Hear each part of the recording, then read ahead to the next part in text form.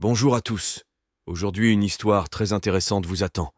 Et avant qu'elle ne commence, je voudrais vous demander d'aimer et de vous abonner à ma chaîne. Notre histoire commence sur les terres de la dynastie Hongwu, dans la ville ensoleillée de Yuanjing. Le jeune garçon Wu Tian s'entraîne dans la forêt. Ses coups sont si forts qu'il laisse des bosses sur l'arbre. Le protagoniste a perfectionné ses compétences pour pouvoir protéger sa bien-aimée Liu Nin et prouver à ses parents qu'il peut prendre soin d'elle. Notre héros promet qu'il la protégera pour toujours du danger et l'embrasse passionnément. La jeune fille avoue également ses sentiments à son amant, mais refuse de poursuivre le baiser, affirmant qu'il faut attendre le mariage. Le jeune homme est d'accord avec sa décision. Liu Nin décide de rentrer chez lui à cause du temps chaud, laissant le garçon s'entraîner encore un peu. Quand Wu Tian rentre chez lui, il trouve son père d'humeur sombre. Le jeune homme apprend de lui que sa bien-aimée a un marié, un jeune homme de la famille Wu. Le garçon se précipite chez le jeune monsieur Wu Tin, et le père reste désespéré car il ne peut en aucun cas aider son fils. Envahissant le territoire du domaine Wu Tian convoque le premier fils au combat. Gagnant facilement, le jeune maître traite avec mépris Wu Tian de faible et promet de se casser les jambes la prochaine fois. Alors qu'Wu Tian rentre chez lui désespéré, il est frappé par la foudre sur le terrain. Le garçon, épuisé par ses blessures, continue de mourir sous la pluie. Le père se promet que si son fils meurt au combat, il détruira personnellement la famille Wu. À cause de la fièvre, le garçon pense qu'il est mort. Il voit l'épée de sa mère briller d'un or brillant. L'épée était capable de restaurer son énergie d'antan perdue avec une puissance incroyable. Au réveil, le garçon se rend compte que ce n'était qu'un rêve. Il entend que certains voleurs se moquent de son père, le traitant de perdant et d'alcoolique. Les criminels exigent du père d'Wu Tian sa force, le traitant de perdant, promettant que pour cela il ne sera plus jamais dérangé. Mais notre héros prend à temps la défense de son père, refusant de renoncer à son d'antan. Tout le monde pensait que le garçon ne pouvait vaincre personne, estimant que la famille Fan ne pouvait pas avoir le pouvoir. Mais Wu Tian avait d'autres projets. Une véritable bataille commence entre le personnage principal et l'un des criminels. Ses complices se moquent du gars. Wu Tian gère habilement son énergie et brise les os de l'une des mains du méchant pendant le combat. Toutes les personnes présentes étaient gênées par ceux qu'elles voyaient. Personne n'avait jamais vu une telle force de notre héros. Le jeune homme prévient le criminel Wu que la prochaine fois, lui et son frère tueront le voleur en lui infligeant des coups presque mortels et qu'il devait maintenant devenir un perdant. Les complices du méchant ont pu venir à temps à son secours et se sont enfuis, craignant pour leur vie. Le père d'Wu Tian est fier de son fils et de son nouveau pouvoir, même si le garçon pense le contraire. Le jeune homme a désormais besoin de s'entraîner davantage pour adoucir son énergie et conquérir sa bien-aimée. Pendant ce temps, le nouveau fiancé de Liu Nin lui a envoyé son signe, qu'elle ne veut pas accepter. La mère de la jeune fille propose d'accepter la marque de la famille Wu, d'aller dans la ville de Yunjin, de devenir plus forte et de se venger de la mort du Wu Tian. Liu Nin accepte néanmoins l'offre de sa mère et va partir dans la soirée. Wu Tian médite et entraîne son nouveau pouvoir, mais entend soudain des bruits étranges. Un groupe d'inconnus en uniforme a tenté de rattraper le pauvre petit singe. Il s'avère qu'il s'agissait de membres de la famille Wu, le deuxième fils du Khan et son serviteur. Pendant tout ce temps, Wu Tian était tranquillement assis sur l'arbre et regardait. Tout à coup, il saute sur le jeune maître et le jette au sol. Le garçon veut se venger de la façon dont la famille Wu l'a traité. Il tue facilement le fils du Khan. Wu Tian décide de tuer les serviteurs restants et organise un combat brutal avec eux. Même si c'était son premier meurtre, le garçon ne se sentait pas mal. Il était heureux d'avoir pu sauver le singe et se venger. Le jeune homme a pris l'argent du jeune homme, estimant que le mort n'en aurait plus besoin, et est parti. Finalement, dans la matinée, après un entraînement intensif et une méditation, le garçon fut enfin capable de monter au 3e niveau du royaume terrestre. Grâce aux médicaments magiques qu'Wu Tian a volés au fils du Khan, il a pu restaurer son énergie épuisée. Pendant que le garçon faisait ses affaires, le singe lui a volé sa ceinture. Le même singe qui a été récemment pourchassé par des membres de la famille Khan a volé la ceinture du personnage principal. Khan veut savoir à tout prix qui a osé mutiler si cruellement son fils et ses serviteurs. On lui raconte que le jeune homme est allé dans la forêt pour un singe blanc. Il faut donc chercher une personne qui a un singe. Pendant ce temps, Wu Tian, poursuivant l'animal, entendit soudain le hurlement d'un loup au loin. Il s'avère que l'étrange singe blanc savait aussi écrire.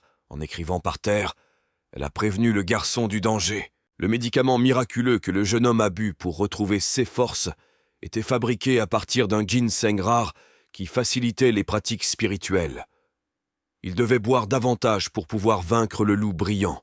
C'est ainsi que notre héros a pu s'élever jusqu'au 4e niveau du royaume terrestre. Le singe devint son compagnon et fut nommé Milou. Après avoir envoyé l'animal chercher du ginseng, Wu Tian est allé s'occuper du loup géant. Le monstre avait une peau très résistante, donc même les coups forts qu'il ne ressentait presque pas. Mais notre héros était intelligent et intelligent. Il a facilement déjoué le loup et a pu lui porter un coup fatal. Pendant ce temps, le singe a apporté un ginseng rare, qu'ils ont tous deux apprécié. Après avoir mangé du ginseng, Wu Tian est tombé très malade. Mais grâce à la technique magique Yin-Yang, il a pu apprivoiser l'énergie. Snowball n'a mangé que la moitié du ginseng rare et a commencé à évoluer progressivement. Pendant ce temps, dans les montagnes du territoire du domaine de la famille Fang, un tournoi familial annuel des hommes les plus forts est annoncé. 2 membres de la famille se portent des coups rapides et légers. Ce n'était pas un combat à mort, mais pour l'honneur et pour le plaisir. Lors de la finale, toutes techniques de haut niveau ont été annoncées comme prix principal. Le combat opposera Fen Ryu et Feng Hu. Au début, le combat était égal, mais ensuite Fen Ryu, connaissant sa force, a demandé à son frère de se battre à fond. Ainsi, après un certain temps, le garçon fut vaincu dans une bataille inégale pour lui-même. Pendant ce temps, les chefs de famille se disputaient pour savoir qui était le meilleur candidat parmi les combattants pour le rôle de chef de famille. De façon inattendue, Wu Tian apparaît et demande à se battre avec le frère de Ryu. Toutes les personnes présentes s'étaient surprises, car elles pensaient qu'il avait perdu son d'antan. Il y a quelques jours, Fen Ryu perfectionnait ses compétences lors d'un entraînement matinal. Son père a proposé de participer au tournoi familial, car s'il prend la première place, il recevra les sceaux de la famille Feng et en deviendra le chef. Il s'est avéré que l'objectif principal du père n'était pas seulement de remporter la compétition, mais aussi de vaincre Fang Yuko. Le garçon possédait un royaume de niveau 6, mais son père avait un atout secret dans sa manche. Une pilule spéciale qui augmente temporairement la force de Trifoi. Wu Tian demande avec défi s'il est en retard et confiant dans ses nouveaux pouvoirs, et défie Fen Ryu en duel. Tout le monde croit que notre héros n'a aucune chance de gagner. Mais les 2 adversaires ont des secrets. Fen Ryu avait l'intention de tuer ou de mutiler Wu Tian pour son audace excessive, mais contre toute attente pour tout le monde, le garçon a dévié le coup avec facilité. Les adversaires utilisaient différentes techniques de combat et techniques magiques les uns contre les autres, mais notre héros était évidemment beaucoup plus fort. Le gars fait 3 coups instantanément, il s'est même un peu ennuyé pendant ce combat. Ryu a été grièvement blessé. Il était difficile pour le public de croire qu'il allait perdre et il ne voulait pas. Alors il boit tranquillement la pilule que son père lui a donnée et passe en mode berserk. Fen Ryu avait maintenant atteint le 6e niveau du royaume terrestre. Son père était fier car il méritait d'être la personne la plus forte de la famille Feng. Wu Tian a frappé avec un poing étoilé, frappé avec une balle de d'antan. Cela n'a eu presque aucun effet sur l'adversaire. Il était insaisissable. Ryu est devenu de plus en plus rapide. Il pouvait même concourir dans les airs. Notre héros était presque incapable de l'esquiver ou de l'attraper. L'adversaire était très fort. Ses yeux brûlaient d'un feu fou. Il infligeait des coups puissants au personnage principal qu'il était incapable de repousser. Le dernier coup est tombé sur la main droite d'Wu Tian. La foule a crié de joie. Mais ce n'était que pour de bon. Il se releva facilement, prêt à continuer le combat. Wu Tian a pu maîtriser une nouvelle technique dont l'essence était précisément le poing cassé. Désormais, notre héros était le leader du combat, délivrant rapidement des coups puissants à l'adversaire. Toutes les personnes présentes ont été choquées par ces événements. Fen Ryu a été blessé pour la première fois dans ce match. Aucun des concurrents ne voulait perdre la compétition, car à l'époque cela signifiait pour lui et sa famille. Fen Ryu a utilisé de manière inattendue la technique de l'esprit martial pour invoquer le cheval démoniaque. Fen Ryu, frappant avec la technique des Flaming Fists, pourrait être mortel pour le personnage principal. Frère Du Fen voulait intervenir pour arrêter le combat, mais il en a été empêché par le père du personnage principal, et si Ryu perd, il ne recevra pas le sceau familial. Notre héros avait probablement un plan secret pour gagner. C'est pourquoi il n'a pas spécifiquement esquivé les coups violents de l'adversaire. Toutes les personnes présentes retenaient leur souffle, et alors qu'il semblait que le combat était terminé, le gars inflige une série de coups dévastateurs à l'adversaire. Finalement, la compétition épuisante était terminée et Wu Tian a remporté la victoire de ses rêves. Après avoir vaincu Fen Ryu, Wu Tian a brisé avec force son énergie magique d'antan. C'était trop cruel, même si le frère de Ryu a tenté de tuer notre héros, personne ne lui en a voulu. Le père de Ryu décide de se venger de la défaite de son fils. Il se prépare à frapper avec la technique Iron Fist. Wu Tian n'a pas encore retrouvé ses forces et est incapable d'esquiver le coup puissant de son oncle. Soudain, il voit la même épée d'or de sa mère dans une vision. Il a aidé le garçon à restaurer d'antan et à repousser le coup. L'oncle n'arrivait toujours pas à apaiser sa colère. Il voulait tuer le personnage principal aujourd'hui. Il porta des coups rapides et multiples à Wu Tian, qu'il eut à peine le temps d'esquiver. Soudain, le père de notre héros est apparu et a repoussé le coup avec sa force pour protéger son fils de la mort. Feng Yuko a ordonné à son fils de s'asseoir rapidement pour méditer afin de restaurer son énergie magique. Le père, Yifen et même le singe sont venus à la défense d'Wu Tian, promettant de tuer quiconque oserait le toucher. Fan Kuan-Yu ne s'est toujours pas calmé. Il savait que le père de notre héros avait été empoisonné et qu'il ne pourrait pas utiliser ses pouvoirs souvent. Feng Yuko n'avait presque aucune chance de survivre car son corps avait besoin de beaucoup d'efforts pour neutraliser le poison. Le père du Tian défie toujours son frère dans une bataille. S'il gagne, il deviendra le chef de famille. Mais s'il perd, lui et son fils partiront pour toujours. Fan Kuan-Yu se prépare à déclencher un Divine Palm Drop frénétique.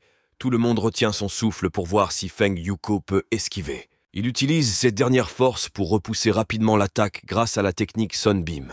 Fan Kuan-Yu a été vaincu. Il a été expulsé de la famille et il a cessé d'être le frère de Yuko. Fan Kuan-Yu récupère son fils inconscient et quitte le champ de bataille. Le public n'arrive toujours pas à croire à quel point Feng Yuko, empoisonné, a pu résister à l'insolation. Maintenant, il a décidé de retourner dans le clan et Wu Tian deviendra le nouveau chef du clan Feng. Quelques jours plus tard, Cao Tian vient à la bibliothèque familiale chercher des livres d'arts martiaux pour apprendre de nouvelles techniques. Les arts martiaux sont divisés en 3 niveaux et notre héros souhaite développer ses compétences au plus haut niveau. Après des heures de recherche parmi tous les livres, il ne trouve rien qui lui convienne. Mais soudain, ses yeux tombent sur 3 livres qui se trouvent à l'écart des autres. Finalement, parmi eux, il trouva un parchemin avec une technique d'épée démoniaque. Il était blanc en puissance à égalité avec Divine Palm Drop et Shattered Star Strike. C'était très facile à étudier. Cao Tian voulait l'étudier et ensuite le montrer à Oncle Yi. La technique de l'épée démoniaque n'avait aucune marque. Alors Cao Tian a décidé de ne pas la prendre car il pensait que c'était de bas niveau. Mais le bibliothécaire lui a quand même conseillé de prendre le livre, estimant que le destin les avait réunis. Il n'y avait rien de spécial dans cet art martial, mais il a été créé par l'épéiste le plus puissant Swordmaster. Mais notre héros ne le trouve pas très utile. Le bibliothécaire Xie explique que l'épée peut être utilisée sans même la retirer, ou qu'elle peut être produite en utilisant l'énergie d'antan. Mais le seul inconvénient de cette technique était la vitesse. Tandis que vous obtenez l'épée, vous devenez vulnérable. Puis si vous vous entraînez bien, vous pouvez transformer cet inconvénient en votre avantage. Cet art est venu au clan Feng grâce aux épéistes les plus puissants du monde. Mais Oncle Xie a réussi à convaincre le personnage principal et il a accepté de prendre le livre. Il y avait aussi une technique supplémentaire Dragon Sword. Après l'avoir parfaitement apprise, on pouvait devenir aussi puissant qu'un dragon. Pendant ce temps, Han apprend que Cao Tian a trouvé un singe blanc et que maintenant le maître rassemble une armée pour le détruire, ainsi que la famille Feng. Le chef de la famille Han veut tuer Feng Yuko, mais lorsqu'il aura retrouvé son énergie, il lui sera impossible de le faire. Il faut donc attendre qu'il soit seul. Il ne reste plus qu'à attendre le bon moment. Après avoir tué Cao Tian, ils pourront également tuer sa famille. Cao Tian s'est entraîné pendant 3 jours. Il a perfectionné sa technique d'épée si parfaitement qu'il pouvait percer un arbre de 5 pouces d'un seul coup de bâton. Le garçon n'a pas eu le temps de se reposer. Il doit travailler pour atteindre l'objectif. Même Snowball a commencé à s'entraîner. L'idée de notre héros est venue de voir s'il pouvait abattre un arbre avec une épée de fer. Cependant, son expérience a été interrompue par les gardes de Khan qui recherchaient simplement le jeune homme. Cao Tian a pu réagir à temps et a facilement dévié l'attaque de l'attaquant avec sa nouvelle épée. Le protagoniste était entouré de tous côtés par les épéistes de Khan. Il était 1 contre 10. Le garçon repousse les attaques des assaillants, mais il ne comprend pas du tout comment les gardes ont appris qu'il avait tué le 2e fils de la famille Han. Cao Tian repousse facilement les attaques des gardes de Khan grâce à sa nouvelle technique d'épée. Il compte tuer le jeune homme et sa famille. Notre héros affronte facilement l'ennemi, brisant ses épées et lui brisant les os les uns après les autres. Les assaillants se sont tous précipités sur le garçon en même temps. Ils se préparaient à repousser l'attaque. Snowball était également prêt au combat.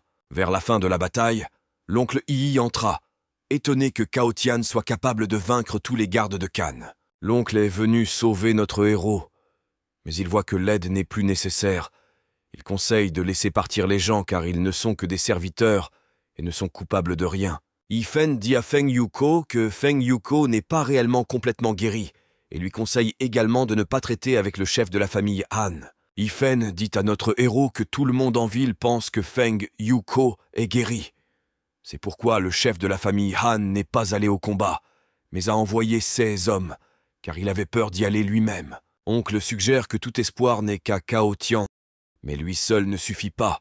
C'est pourquoi il suggère d'aller à l'académie Yuan pour devenir plus fort. Il y a une fleur magique dans l'académie qui peut guérir le père du garçon, et Boule de Neige connaît cette fleur.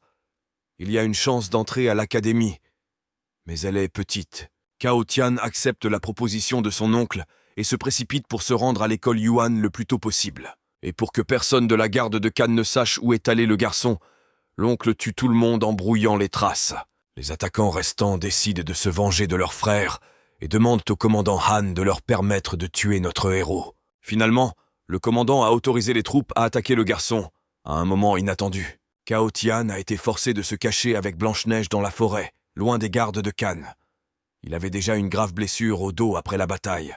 La famille Han veut tuer notre héros dans les 7 jours.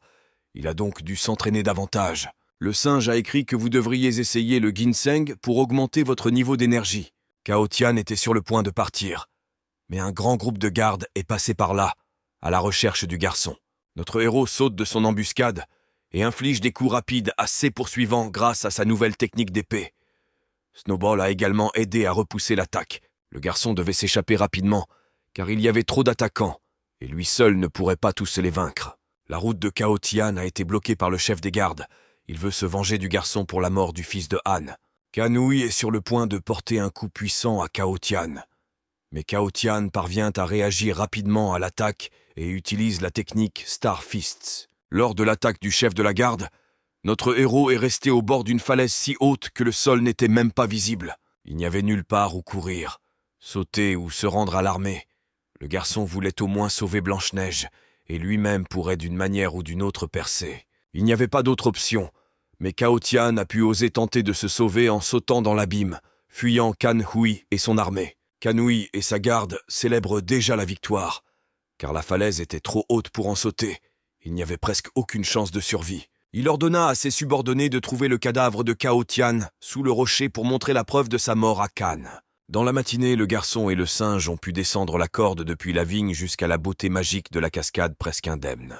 En chemin, le singe l'a conduit à la beauté sans précédent d'une fille capable de comprendre et de communiquer avec l'animal. C'était la sœur aînée de notre héros, mais elle paraissait avoir environ 16 ans et avait un air un peu maladif. Sœur Cao Tian ne semblait pas être la personne qu'elle s'attendait à voir, alors pour toute grossièreté, elle a menacé de le tuer immédiatement. À son tour, le garçon pensait que Tsin Suan c'est une vieille femme et il ne s'attendait pas à voir une si jeune et belle fille. Elle était toujours intéressée par la question de savoir ce que faisait notre héros dans cet endroit. Cao Tian a dit à sa sœur qu'il était venu pour apprendre les techniques du sabre et lui a demandé si elle pouvait devenir son professeur. Il a également dit qu'il pratiquait cette technique et qu'il connaissait plusieurs techniques. Tsin Suan a immédiatement sorti l'épée magique et a demandé au garçon de démontrer ses compétences dans la pratique. Notre héros a immédiatement utilisé la technique de Hidden Dragon Protrusion. La jeune fille a été choquée d'avoir connu l'accueil de la famille Su. Cao Tian ne le savait probablement pas lui-même, affirmant qu'il s'agissait simplement d'une technique similaire. Tsin Suan a expliqué que CE ne sont que les bases enseignées aux nouveaux arrivants dans la famille Su. Ce n'est qu'ensuite qu'ils passent aux vraies techniques. Cependant, étant donné que notre héros s'est déjà entraîné, il peut passer au niveau de formation suivant. L'étape suivante pour le garçon était d'apprendre la méthode des étapes et la technique de la chute de neige sans ombre. Cela était censé rendre ses attaques rapides et inattendues, ainsi qu'augmenter considérablement sa vitesse. Le principal secret du succès de cette technique réside dans 9 étapes qui devaient constamment être alternées entre elles. Cao Tian a pu surpasser sa sœur en maîtrisant cet art en seulement 10 heures. C'était vraiment un génie. Tsin Suan se souvenait des paroles de son père selon lesquelles seul un fils céleste pouvait être plus talentueux qu'elle. Pendant ce temps, le garçon a soudainement commencé à se comporter étrangement et a commencé à méditer pour retrouver son énergie. La jeune fille était heureuse d'avoir enfin pu retrouver le légendaire fils céleste et s'est promis que dès que son corps aurait récupéré, elle emmènerait Cao Tian chez son père. Cao Tian a finalement pu passer du 4e au 6e niveau du royaume terrestre. Soudain, Tsin Suan s'évanouit presque car son pouvoir spirituel, qu'elle a accumulé depuis 2 ans, est épuisée. Avec ses dernières forces, la jeune fille ordonne à notre héros de prendre l'épée et de sortir de cet endroit. Finalement, la sœur en a donné une pour 9 épées pour la technique de combat des 9 épées. Personne ne savait comment la maîtriser. Donc le garçon a dû tout apprendre par lui-même. L'épée dans les mains de Cao Tian a radicalement changé de taille, devenant petite, pas comme une aiguille. Elle pouvait donc même tenir dans une poche. Une petite épée s'envola et s'enfonça dans l'oreille du garçon comme une petite boucle d'oreille discrète. Notre héros entendit dans ses pensées la voix de Xin Xuan, qui lui demanda de trouver un remède à sa maladie. En retour, lorsque le pouvoir spirituel retrouvera un peu, la jeune fille lui donnera la deuxième forme de l'épée. Désormais, il pouvait communiquer grâce à la boucle d'oreille épée. Le garçon a promis que lui et Blanche-Neige feraient tout leur possible pour l'aider. Cao Tian et le singe sortent de la grotte et rencontrent le garde Kan qui passait par là. Il commence immédiatement à appeler ses frères à l'aide. Cao Tian voit le garde du corps du Kan et commence à l'attaquer, de sorte qu'il n'a pas le temps d'appeler ses frères. Le garde parvient à esquiver l'attaque et notre héros heurte un arbre voisin. Le coup fut si fort qu'il ne resta plus qu'une souche. Boule de Neige décida de distraire le garde et de lui sauter au visage, tandis que le garçon parvenait à se rapprocher et à attaquer. Cao Tian prit l'épée du garde-mort et partit à la recherche de ses frères qui se cachaient dans la forêt. Maintenant, il voulait détruire toute la famille Han. Le jeune homme a brutalement tué 28 soldats du détachement. Il ne restait que leur commandant. Mais Kan He n'avait pas peur de l'épée de notre héros. Il voulait se venger de toutes les choses cruelles que le garçon avait faites pour le clan. Kan salut. Nous devions constamment esquiver les attaques de notre héros. Il parlait constamment de ne vouloir que se venger. Le chef des gardes voulait attendre son heure, mais Cao Tian se contentait de paroles vides de sens. Le garçon utilisait des attaques du nouveau 6e niveau du royaume terrestre, détournant facilement le faible coup de poing de Kan He. Lorsqu'il a sauté et a tenté de frapper le jeune homme, notre héros a utilisé la technique de la colère des 9 épées, transperçant le corps de la tête des gardes de part en part. Son corps blessé tombe au sol, et Cao Tian le quitte sans aucun regret, vacant à ses occupations. Cao Tian et Snow cherchaient un remède contre Xin Xuan depuis 6 mois. Maintenant, ils gardaient une route vers le nord, à travers les montagnes Yuanwu. Cependant, pendant toute cette période, ils n'ont jamais vu ni la fleur des esprits, ni la fleur aux 1000 parfums. Ils ne savaient pas où les chercher. Soudain, au milieu de la clairière, il aperçut un lac d'une incroyable beauté, avec une eau cristalline qui reflétait les rayons du soleil. Le garçon a immédiatement couru vers l'eau chaude pour se baigner et a envoyé le singe chercher une ville ou un village à proximité. Soudain, un groupe d'hommes à cheval se dirige vers le réservoir, entourant le garçon choqué. Leur chef déclare que ce bassin lui appartient et Cao Tian doit le quitter immédiatement. Bien sûr, le lac n'était pas le leur, mais le quartier appartenait à sa famille et la petite sœur voulait se laver ici.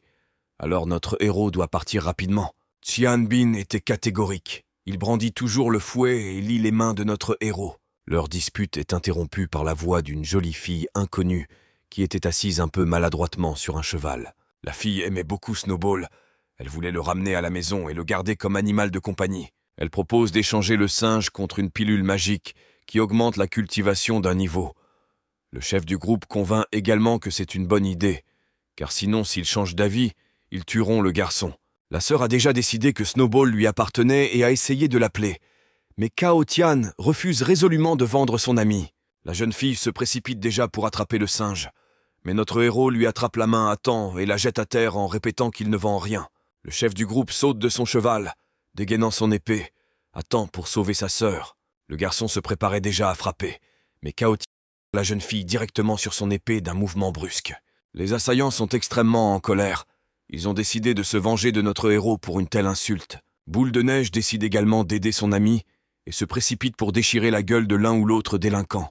Une fille en colère attrape une arbalète et tire une flèche enflammée directement dans la tête d'un singe effrayé. Snowball parvient à réagir et à rebondir sur la flèche de la jeune fille.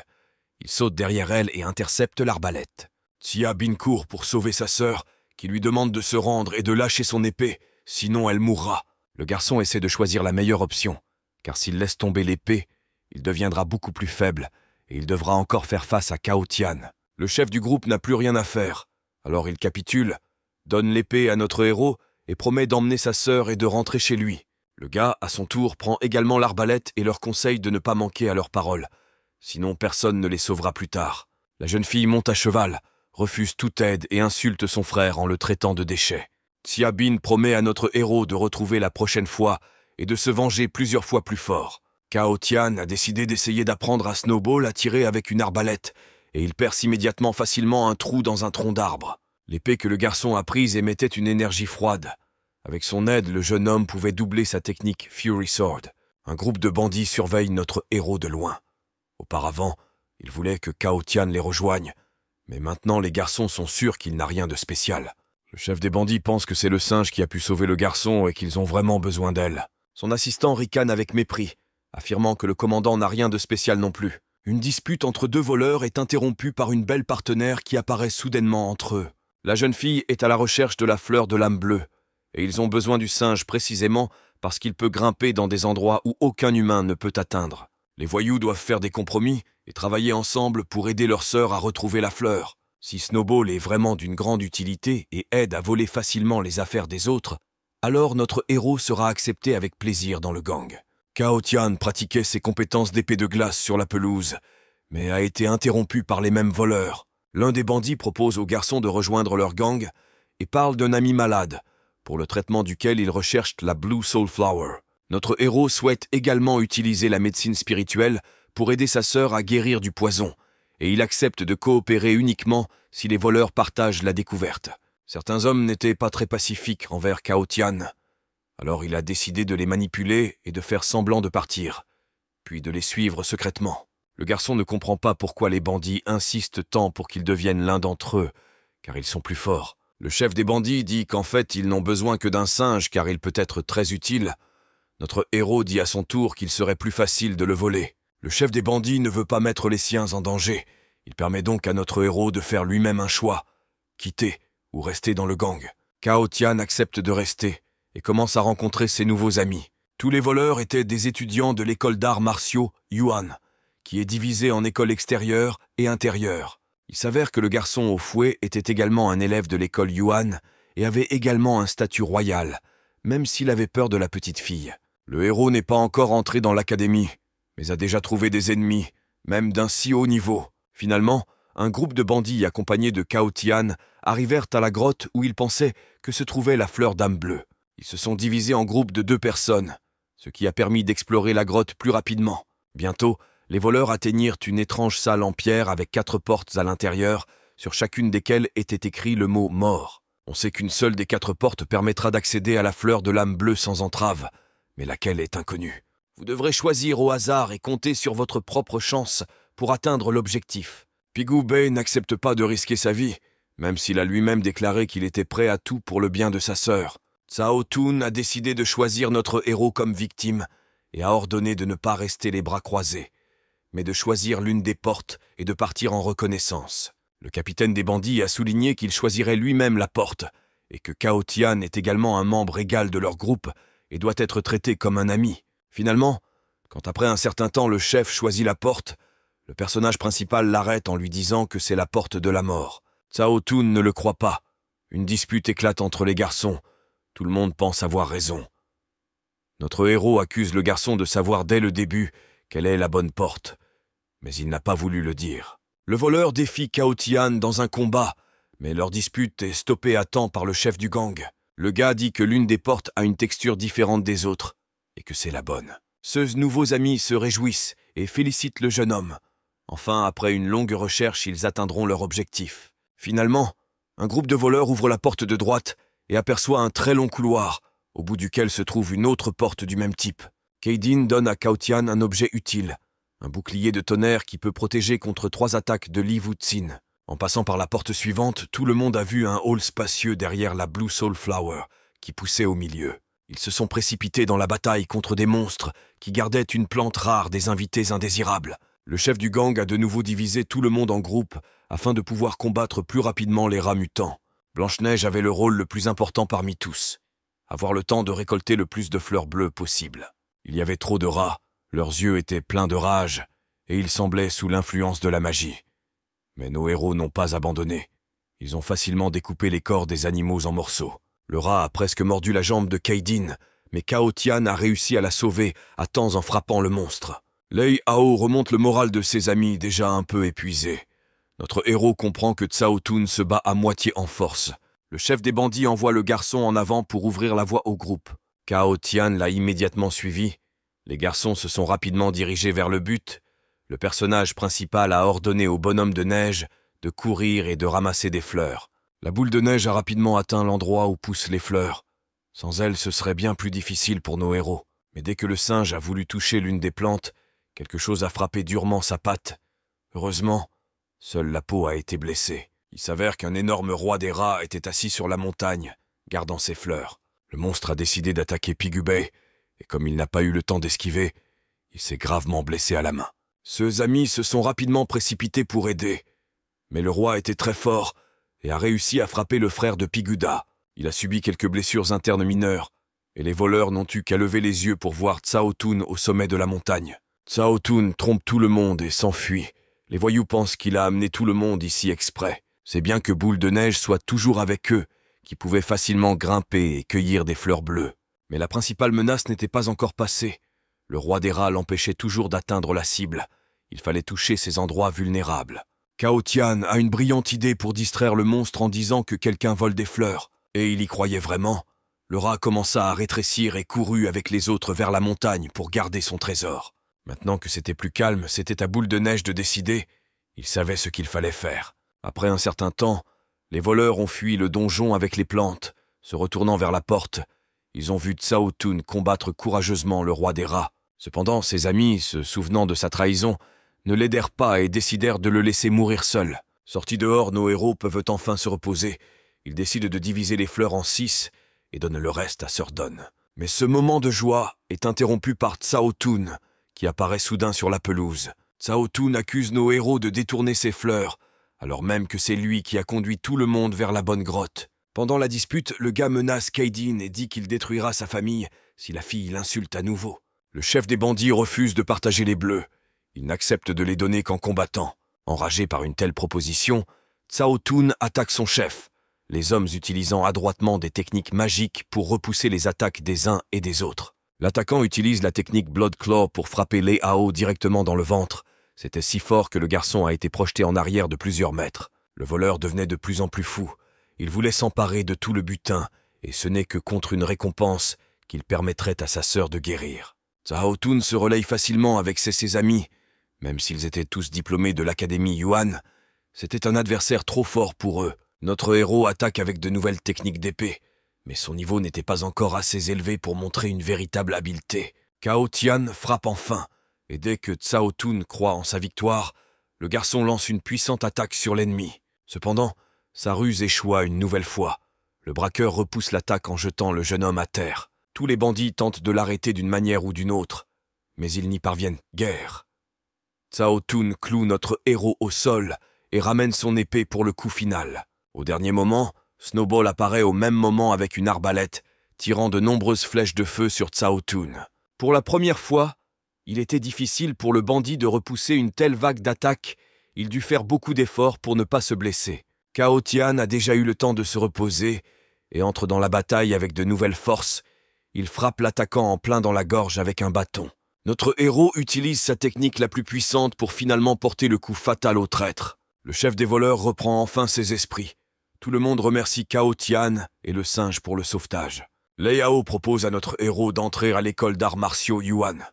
Il aidera à obtenir le soutien de Sir Dong. Bien sûr, notre héros est d'accord. Cependant, le garçon ne sera admis à l'école que s'il réussit correctement l'examen d'entrée. Pigubay a donné au garçon son ancien sac de voyage. Il lui serait utile sur le chemin de l'académie.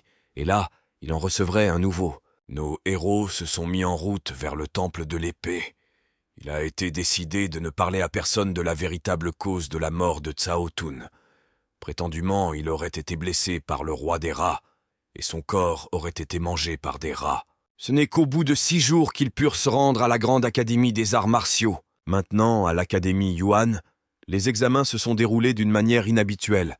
Donc Cao Tian aura besoin d'une carte spéciale avec une recommandation pour le réussir. Le chef de gang laisse Kaidin, Piguda et Pigubay avec notre héros, et lui-même part à la recherche de Sir Dong. 3 jours plus tard, il revient avec une carte de recommandation.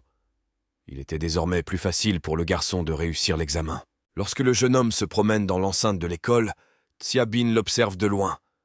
Il ne s'attendait pas à voir ici son agresseur. L'employé de l'académie donne à Cao Tian les clés de sa nouvelle chambre. Quand il est entré, il ne s'attendait pas à y voir un vieil homme étrange. Notre héros rencontre son nouveau voisin et lui demande quel est son niveau dans le royaume de la Terre. L'homme vous conseille de vous rendre dans un endroit où vous apprenez à pratiquer avec les animaux. Mais quand le vieil homme apprend la réponse, il est très surpris que Cao Tian ait décidé d'aller à l'académie avec un niveau aussi bas.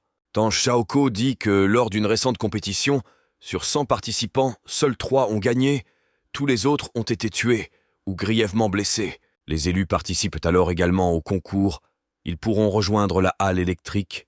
Tous les autres seront répartis vers la partie extérieure et les autres halles. Notre héros va aux toilettes. Il verse de l'eau dans un récipient spécial, met une fleur et une boucle d'oreille et entend la voix de sa sœur. Xin Suan dit au garçon que la quantité de fleurs qu'il a obtenue n'est pas suffisante pour la restaurer complètement. Elle a besoin de 10 000 plantes de ce type. Mais la sœur propose toujours son aide dans la poursuite de la recherche de notre héros. Leur conversation est interrompue par Tang Xiaoko, qui ne comprend pas pourquoi des bruits étranges se font entendre depuis la baignoire. Cao Tian a dû retourner précipitamment dans la pièce et interroger son nouvel ami sur les règles locales. L'homme commence à se plaindre de la façon dont notre héros continue d'entendre dans son esprit les commentaires colériques de Xin Suan. Ce à quoi le garçon a poliment menti à Tang Xiaoko en disant qu'il était fatigué du dur voyage et qu'il voulait dormir un peu. Le vieil homme quitte la pièce offensée et Cao Tian décide de boire les pilules pour augmenter le niveau que la fille lui a donné plus tôt avant l'examen difficile. Il a maintenant atteint le 7e niveau du royaume terrestre. Soudain, le garçon entend dans ses pensées la voix de sa sœur le félicitant pour un tel événement. Xin Suan pense que le garçon n'a rien à faire à l'académie et qu'il ferait mieux d'apprendre auprès de sa connaissance. Notre héros assure à la jeune fille qu'elle ne devrait pas s'inquiéter pour lui, car il pratiquait des techniques solides. La sœur est néanmoins d'accord avec lui et promet de lui apprendre encore 2 nouvelles techniques ce soir. Xin Suan révèle une combinaison magique de 3 nouvelles techniques appelées transformation des 3 démons. La jeune fille frappait à moitié de sa force, mais était toujours d'une puissance impressionnante. Durant la soirée, Cao Tian a pu très bien mettre en pratique ses nouvelles compétences. Le lendemain, de nombreuses personnes attendaient déjà près de la salle d'examen. Tous les hommes semblaient pouvoir être de puissants adversaires. La plupart des gens ici étaient de niveau 8 ou 9. Le niveau 7 du garçon était le plus bas. Parmi les participants à l'examen, Cao Tian a vu Xia Bin, qu'il connaissait depuis longtemps. Les examinateurs se sont présentés devant les participants au test. Ils étaient les 4 meilleurs étudiants de l'académie.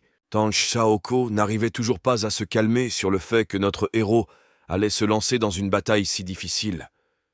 Cao Tian n'avait qu'à être poliment d'accord avec lui, même si en fait l'homme l'ennuyait vraiment. L'examen se composait de 2 parties. D'abord, il fallait franchir des obstacles, puis tuer une bête féroce. Au premier tour, sur plus d'une centaine de personnes, seuls 70 ont survécu. Les hommes devaient courir vite pour éviter d'être tués par une flèche empoisonnée. Heureusement, Cao Tian a utilisé la technique de la neige dispersée, ce qui lui a permis d'atteindre le bout du couloir sans encombre. Tang Xiaoko a également survécu. Il a sincèrement encouragé notre héros et lui a conseillé de rester proche car son niveau dans le royaume terrestre est plus élevé. Quelques minutes avant le 2e tour, 2 étudiants forts de l'académie viennent se disputer pour savoir lequel d'entre eux survivra dans ce match. Quelques minutes plus tard, une meute de chiens moches est lâchée dans l'arène. Les hommes se précipitent immédiatement pour battre les monstres à coups d'épée. Xian Dunxin et Xian. Si Chen était plus fort que tous, ils ont rapidement coupé la tête des monstres. Tang Xiaoko n'était pas loin non plus. À un moment donné, un gars lui a attrapé la jambe, l'empêchant de repousser l'attaque des 3 monstres. Alors qu'il était presque à un cheveu de la mort, notre héros le sauve avec une attaque Frostwind. L'homme ne s'attendait pas à ce que quelqu'un d'aussi barrant soit capable d'utiliser une technique aussi puissante. Enragé, Tang Xiaoko jette le gars qui lui a attrapé la jambe plus tôt, directement dans les griffes des vilains chiens. Cao Tian a facilement géré la meute de monstres et a avancé. Xian Dunxin et Xian. Si Chen étaient les plus forts de l'arène, suivis par des gars talentueux, qui étaient tous les principaux adversaires de notre héros aujourd'hui. Le garçon a élaboré un plan pour mieux se comparer à ses adversaires. Il ne pouvait pas utiliser la technique Scattered Snow car il pouvait être attaqué immédiatement. Soudain, comme pour aider le jeune homme, un brouillard apparaît dans l'arène. L'éclairage devient faible et il ose user d'une astuce. Il court rapidement plus loin dans le couloir, dépassant facilement des adversaires confus. Les combattants les plus forts, Xian Dunxin et Xian Zichen, ainsi que les juges ont été choqués par une telle percée de notre héros. Personne ne pouvait croire en ses capacités. Cao Tian passa devant la salle suivante, qui était également pleine de monstres assoiffés de sang. Tous les juges observaient ses mouvements depuis leur chambre à travers un miroir magique.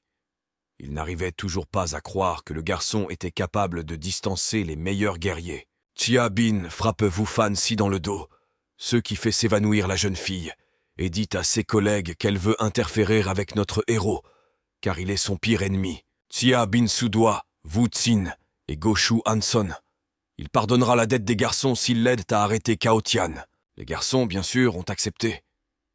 De plus, l'homme donne des pilules qui augmentent temporairement le niveau d'énergie spirituelle. En fait, personne n'allait pardonner la dette à qui que ce soit.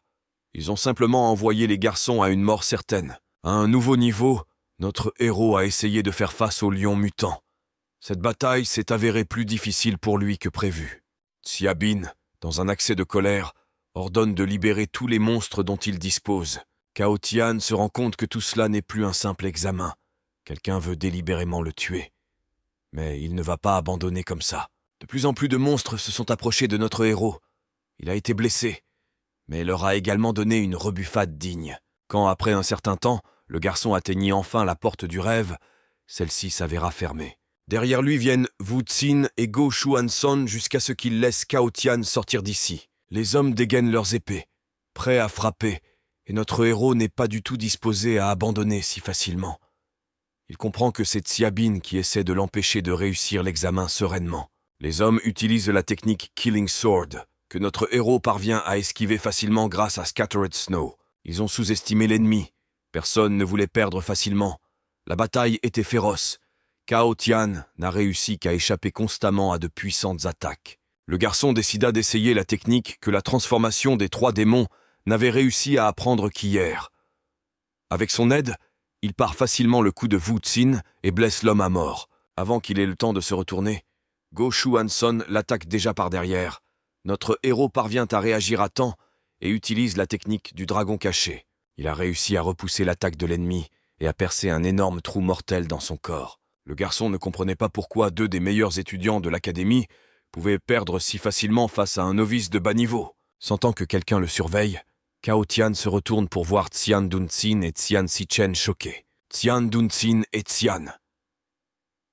Zichen ne pouvait pas croire que notre héros avait à lui seul tué tous ces énormes monstres et vaincu les examinateurs. Tan Shaoko, fatigué, s'approche d'eux et est également surpris par ce qu'il a vu. Xia Bin, irrité, en sort.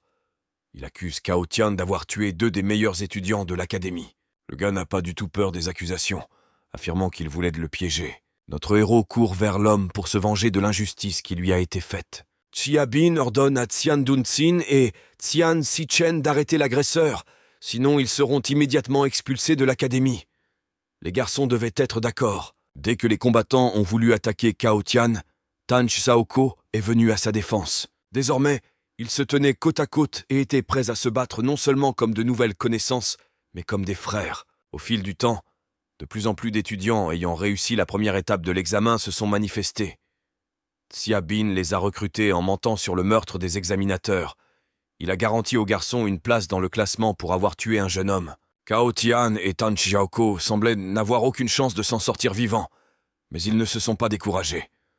Notre héros a promis d'amener un nouvel ami au restaurant après la victoire. Mais lorsque les garçons furent encerclés de tous côtés, heureusement Wu Fanxi apparut à temps et ordonna d'arrêter le combat immédiatement. Wu Fanxi ordonne à toutes les personnes présentes de s'éloigner d'elle de 3 mètres, sinon elle n'épargnera personne. Xia Bin s'excuse en disant qu'il n'a rien fait de manière arbitraire, mais qu'il a seulement essayé d'arrêter les criminels. Bien sûr, la jeune fille ne le croit pas. Elle lui rappelle que c'est lui qui l'a frappé. Pour confirmer ses propos, elle appelle les gardes du palais dans la salle. Wu Fanxi appelle bruyamment les gardes à arrêter immédiatement le traître de l'académie Yuan.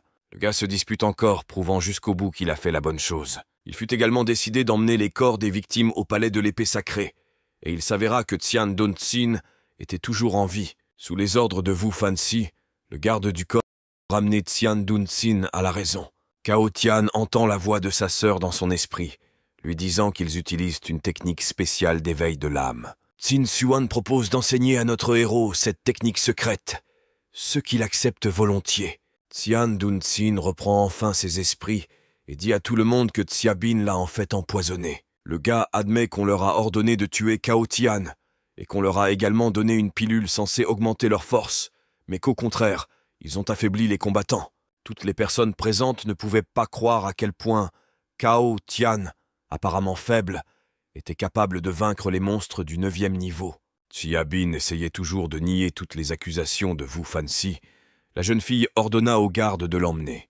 Contrairement aux autres, Tian Dun Tsin et Tian Sichen, qui ont été légèrement punis, il a été interdit à tous les attaquants d'entrer dans la cour de la Sainte Épée. Les garçons ne semblaient pas d'accord avec une telle punition, alors la fille a interdit à Yuan d'être sur le territoire de l'école. L'examen fut déclaré terminé, et bien sûr, notre héros remporta la première place. La deuxième place fut attribuée à Tan Shaoko et la troisième à Chu Tianke. Ils iront au palais de l'épée et tous les autres attendront leur procès. En parcourant le territoire de l'académie, les garçons voient d'étranges oiseaux semblables à des griffons. C'étaient des oiseaux très robustes, capables de porter des charges très lourdes pendant plusieurs jours. Wu Fanxi emmène les deux animaux sur lesquels ils vont voler ensemble jusqu'au palais Saint-Metz. Chu Tianke invite SIS nouveaux amis à manger et leur dit qu'il vient d'une des familles les plus puissantes. Les gars apprennent à se connaître et espèrent que leur amitié sera solide pendant de nombreuses années. En chemin, Cao Tian se souvient de sa bien-aimée Liu Nin et espère qu'une fois qu'il aura atteint un statut élevé, il pourra prendre la fille et se venger de la famille Han. Finalement, après un certain temps, nos héros atteignirent les terres du Holy Sword Palace. Il restait aux garçons 16 jours avant le prochain examen.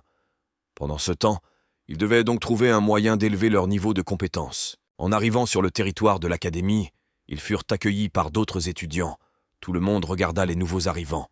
Les gens ont conclu que Cao Tian était un combattant très fort. Il avait même une cicatrice des griffes du monstre. Wu Fanxi a conduit les garçons à leur résidence et a dit qu'elle espérait les revoir le mois prochain après avoir réussi l'examen. Dès qu'ils voulurent se disperser dans leur chambre pour se reposer, un vieil homme appela les hommes. Ke Shen fait la connaissance des nouveaux arrivants. Il promet de leur distribuer de nouveaux vêtements et de montrer les chambres à tout le monde. En passant dans le couloir, nos héros croisent la route de 3 autres étudiants.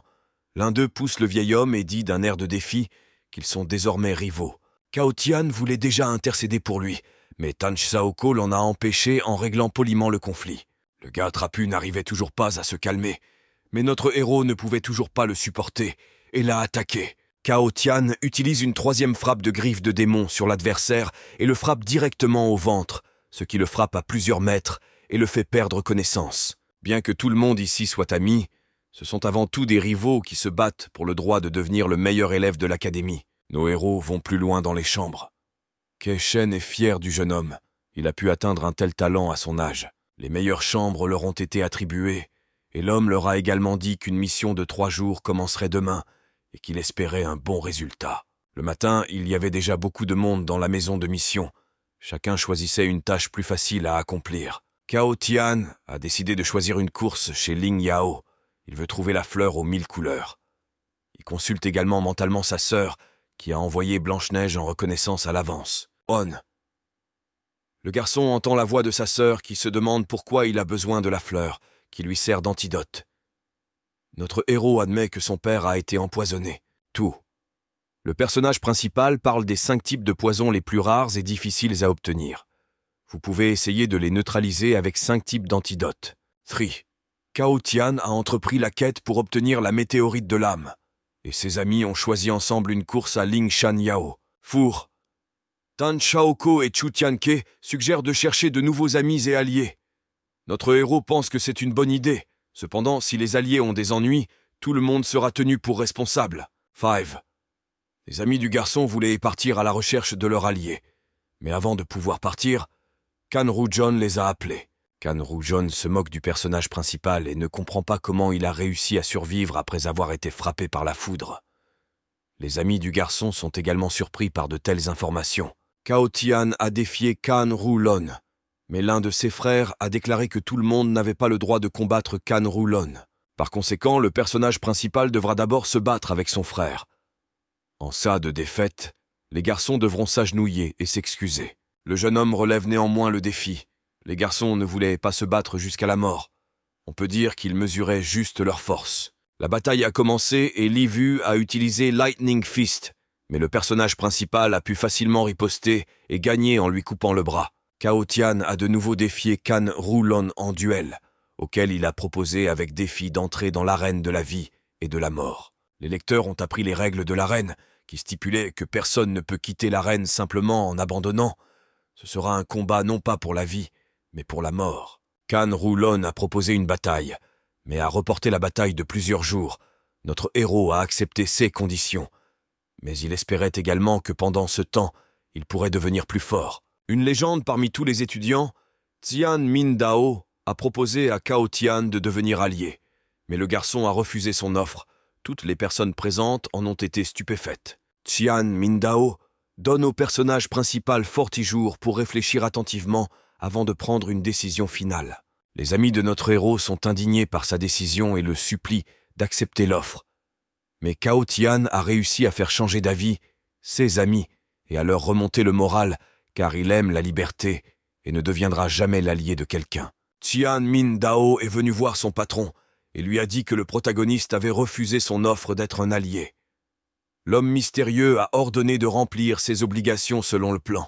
Les participants à la tâche sont informés de la montagne médicinale, qui est une zone interdite, mais chaque année, elle est ouverte pendant 2 mois à ceux qui y ont reçu la tâche. C'est pourquoi le personnage principal et ses amis s'y sont rendus. Ayant atteint la montagne médicinale, les amis partirent accomplir leur tâche. Cao Tian et Snow attrapèrent des lapins venimeux jusqu'à la nuit tombée et trouvèrent de nombreuses herbes médicinales. Le garçon a décidé de trouver un endroit pour passer la nuit. Après avoir trouvé un endroit pour se reposer, méditer et se reposer pendant un moment, après un moment, il a entendu le grand cri de Xiao Bei. Courant rapidement vers la baie de Xiao pour obtenir de l'aide, le personnage principal a vu de nombreuses personnes essayant d'attraper le singe. Cao Tian a sauvé Milou et a commencé à combattre Xian Dun-Xin et Xian Si-Chen, qui se trouvaient également dans le gang, et les a facilement vaincus. Le garçon a exigé que les hommes s'excusent auprès de Xiao Bei et lui remettent toutes leurs affaires. Au cours de cette conversation, un groupe de personnes a menacé le personnage principal, mais la voix d'un de ses amis venu vers lui pour l'aider dans ce combat s'est fait entendre par derrière. Le personnage principal et ses amis ont commencé à combattre les assaillants, et après un certain temps, ils ont pu tous les vaincre facilement. Après avoir parlé au dernier homme encore conscient, Tan Xiaoko a voulu humilier les hommes et les a forcés à lui donner ses vêtements. Xian Si-Chen inconscient, Chu Tian-Ke a suggéré qu'ils pourraient être les chefs du gang. Par conséquent, nos héros ont décidé de les attacher au Keas-U. Cao Tian et ses amis ont décidé de pendre les chefs du groupe à un arbre pendant 12 heures, les ont déshabillés et sont allés chercher un endroit où passer la nuit. Ayant trouvé un endroit pour se reposer, le garçon a partagé des pilules pour élever le niveau avec ses amis et a décidé de s'entraîner plus tard. Dans la même forêt, la petite princesse discutait secrètement avec un garçon inconnu. Elle a ordonné de ne pas tuer notre héros, mais seulement de l'amener à la rivière des âmes maléfiques. Après cela, la jeune fille se dissout dans les ténèbres. Nos héros étaient assis en train de méditer pendant qu'un homme mystérieux les regardait derrière un arbre. Cao Tian remarqua presque immédiatement qu'ils étaient suivis, les garçons engagés dans la bataille. Tan Xiaoko et Chu Tian-Ke furent vaincus. Le garçon se retrouva désormais seul avec l'ennemi. C'était un adversaire puissant, il repoussa facilement l'attaque de l'épée de glace d'un seul geste de la main.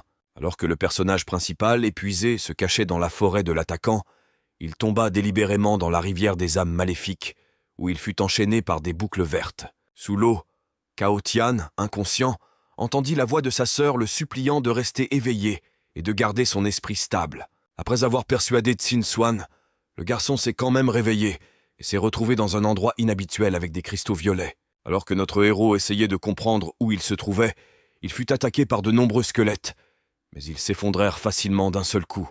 Cao Tian aimait vraiment combattre l'armée squelette car pendant le combat, il mettait en pratique les compétences qu'il avait acquises.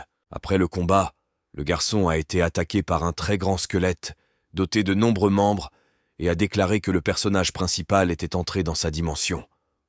Maintenant, le monstre veut s'emparer de son corps pour devenir plus fort. Le personnage principal a commencé à se battre avec un gros squelette, mais ses coups n'ont causé aucun dommage au monstre. Le squelette a attrapé Cao Tian et a lié tout son corps, mais le garçon a utilisé la technique de l'épée dorée. qui est tombé du ciel sur le squelette et l'a vaincu. Après la victoire, beaucoup d'énergie bleue a été libérée par les âmes maléfiques et a pu restaurer et améliorer l'épée. Lorsque l'épée d'or s'est améliorée, le personnage principal s'est réveillé sous l'eau, et cela s'est avéré être un rêve. Au réveil, il entendit à nouveau la voix de sa sœur qui le suppliait de ne pas dormir. Le garçon commença à nager jusqu'à la surface pour ne pas s'étouffer. Après être sorti, le jeune homme s'est souvenu de ses amis et du singe et s'est précipité à leur recherche. Il a trouvé les garçons sous le rocher, mais ils étaient inconscients. Le personnage principal s'est rendu compte que ses amis dormaient et qu'il avait été conduit à la rivière par un garçon qui les avait attaqués et a commencé à réfléchir à un plan de vengeance. Pendant que le jeune homme réfléchissait à cela, un lapin venimeux sauta devant lui, fermant les yeux. Cao Tian sentit ses sens s'aiguiser et s'améliorer. Le garçon a commencé à parler à sa sœur et au cours de la conversation, il a été révélé qu'il absorbait des âmes maléfiques, ce qui améliorait ses capacités spirituelles. Xin Xuan s'est rendu compte que notre héros était capable de comprendre la méthode de capture de l'âme et a dit au personnage principal de ne parler à personne de ses nouvelles capacités. La sœur du personnage principal a parlé du palais de l'aube sanglante et que les gardes le tueraient s'ils découvraient les nouvelles capacités du garçon. Le jeune homme demanda à l'épée d'or s'il venait du palais de l'aube sanglante, ce à quoi il ne répondit pas, et Cao Tian comprit qu'il ne donnerait aucune information. Tan Xiaoko et Chu Tianke se sont réveillés et ont voulu aller les aider, mais ils ont remarqué que le protagoniste était déjà avec eux et en sécurité, mais que le singe dormait encore jusqu'à l'aube. Cao Tian et ses amis se rendirent à leur tâche, et il emmena Milou avec lui et ne comprenait toujours pas pourquoi il ne se réveillait pas. Un esprit féminin inconnu accompagné de 4 hommes est venu à la rivière des âmes maléfiques parce qu'il y avait eu un changement cette nuit-là. Mais lorsqu'elle a ouvert l'eau, elle n'y a trouvé personne.